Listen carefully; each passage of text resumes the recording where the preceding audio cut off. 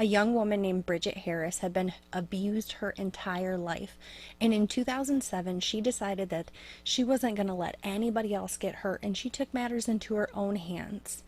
And how she took care of it is one of the craziest ways I've ever heard of.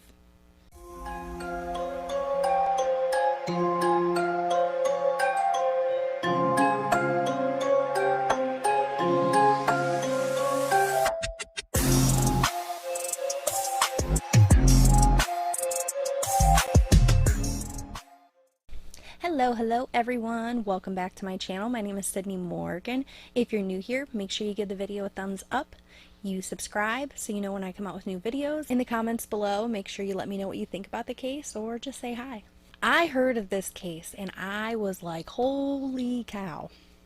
There was tons of controversy over this case because people were trying to figure out, was it justifiable or was it just plain murder?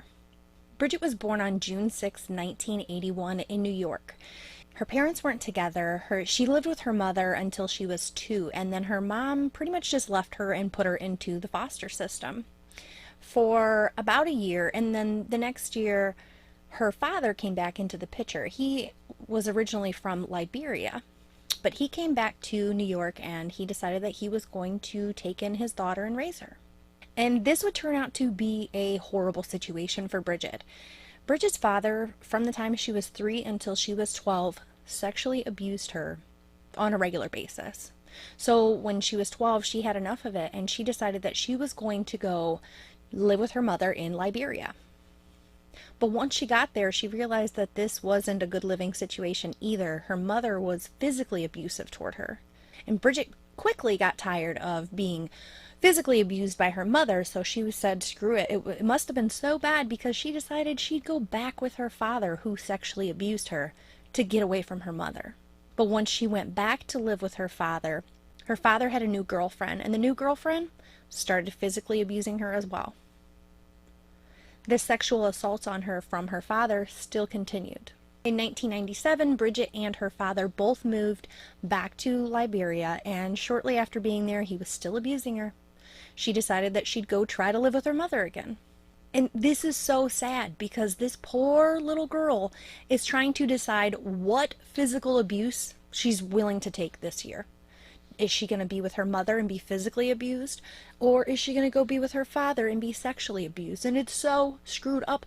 Her parents are such pieces of crap because no child should have to sit there and decide what abuse they want today. But when Bridget was 17 years old, she decided, screw her parents, she was going to move back to New York in the United States and try to live on her own. She started a few jobs. She went to college for a little bit. She was homeless pretty much all of the time. She did have some friends and family that she could bounce around and, sleep on their couches, but if she didn't have them to stay with, she stayed in the homeless shelters. So after a few years of trying to figure out what she wanted to do with her life and try to get her life back on track because her terrible parents ruined it, she finally got her own apartment and she got a job at the airport. In 2002, Bridget's father came back from Liberia and he decided that he was going to try to reconnect with his daughter. And Bridget was having nothing to do with this. Clearly, she's over dealing with her father and she wants nothing to do with them. But in 2007, everything that had happened to Bridget in her life really started to set on her, and her mental health wasn't doing so great. She actually tried to commit suicide by consuming a bunch of pills. She was taken to the hospital and she was fine. Bridget also had a sister that lived in New York.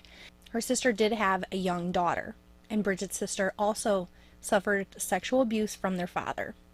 Later in 2007, Bridget's father decided that he was going to try to connect with his daughters again, and he ended up moving in with Bridget's sister and her daughter. So now Bridget hears that her father is going to be around her niece, and she starts freaking out. She's thinking, what can I do to stop this? He can't be around this girl. She knows what kind of sick person he is, and she needs to do something to stop it. So she tries to figure out different ways that she could reach out and get help. But because of the time frame of this, Bridget never reported any of this abuse to the police.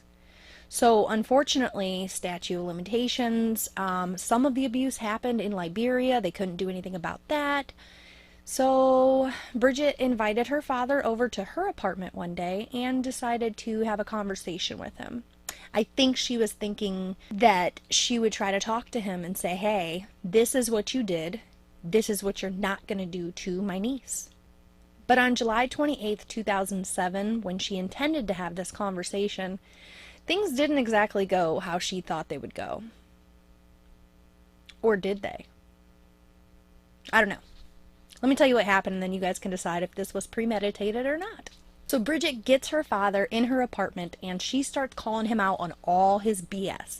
All the stuff that he had done to her and her sister their whole lives. And he's kind of denying it, and then eventually he says, back in Liberia, we sleep with our daughters to show them that we love them and to teach them how to be women.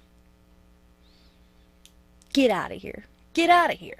Get out of here. You are a whole different special type of piece of crap if that's what you're going to try to teach your daughter. No.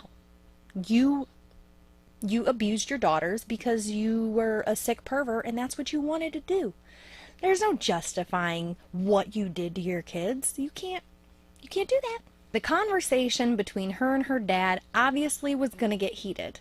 And after arguing for a little bit, she said that her father took a step toward her and that freaked her out. So she used her pepper spray and sprayed it in his eyes. He immediately got angry and apparently lunged for her. And the fight fell onto the floor. And there they were tussling and wrestling around. Bridget says that she had a pair of handcuffs that were close by that she bought as a Halloween costume.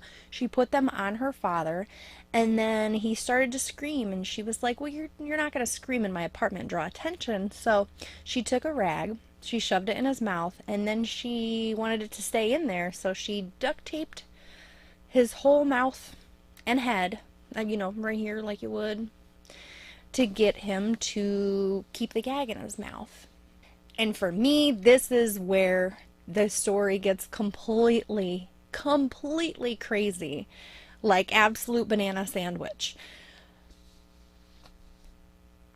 About a month before this, Bridget had bought a pack of scalpels off the internet. And she decided that she was going to pull her father's pants down while he was handcuffed and bound. And she was going to cut off his pecker. She claims that she was thinking, this is his weapon. This is the weapon that he uses to hurt little girls, so I'm going to take away his weapon. And she did. She used the scalpel and... But she wasn't done there. So, with the ding-a-ling in her hand, she went over to the stove, she turned the gas stove on, and she burnt his thingy over the fire. And then she kind of got freaked out, so she stopped doing that, and she took off out the door of her apartment with his pecker still in her hand. And as she was running, freaked out, she tossed his male parts somewhere. It's not funny, I'm sorry. There's so much controversy over if she was really abused or not. But in my opinion, there's two women, two sisters that say, yes, she was abused. And even their mother would tell people, yeah, he was attracted to little girls.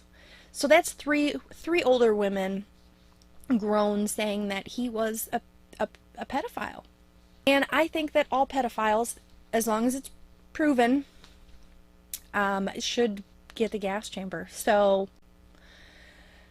I'm not really siding with the victim on this one. Anyways, after Bridget throws his burnt Johnson in the grass, she really starts to freak out. She calls the police, and as she's on the phone with dispatch, she's explaining exactly what happened to them, what she did, why she did it, where she lived, because she didn't want to go back to her apartment and check on her father. She wanted the police to do that. So when police showed up at her apartment, they went inside and they did find her father on the floor, gagged and bound, bleeding from the pecker, the no pecker. He died. His cause of death was actually asphyxiation. He didn't get a chance to bleed to death because the gag that was in his mouth and the pepper spray, he just couldn't breathe. So when he passed away. So now that police know exactly what happened, they have her father, they're doing whatever they can for him. Probably just taking him to the morgue. I don't know how that works. I guess it's a crime scene, so would you have to treat it like a, pictures and all that? Whatever. Bridget was going to go to the police station to turn herself in.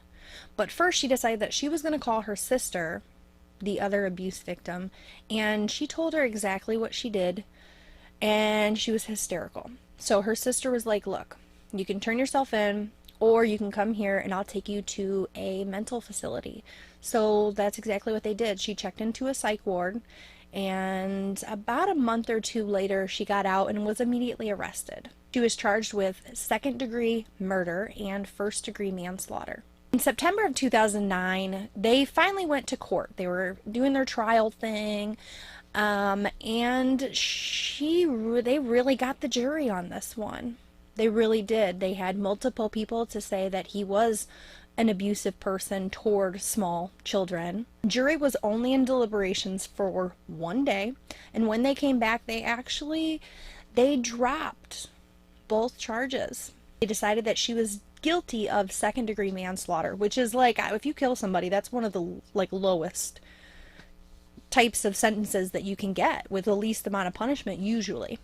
But the jury actually begged the judge to be lenient. There were celebrities, there were people in the communities that were all coming together and making this huge deal about her sentencing. They didn't want her to get any time. She did the community justice, right? She took care of a pedophile. But the judge really wasn't having that. He decided it was okay to go with the second-degree manslaughter, but he sentenced her 5 to 15 years in prison. Bridget served 3, and she was released. Now I've seen her do some news reports and stuff. They're on YouTube. You can find her actually speaking about her life now that she's out of prison. She does a lot of community work, and she's actually working toward becoming a social worker.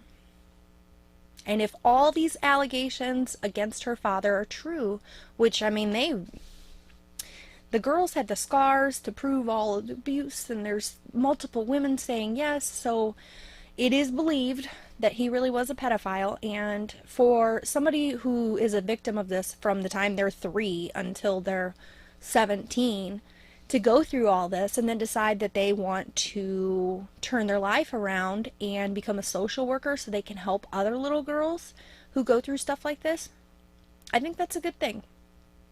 As long as they don't take upon her example and decide to go kill their abusers, then that would be bad. But as long as everything's true, I think that she's doing an awesome thing. But please let me know in the comments what you guys think. Do you think that this was a justifiable murder?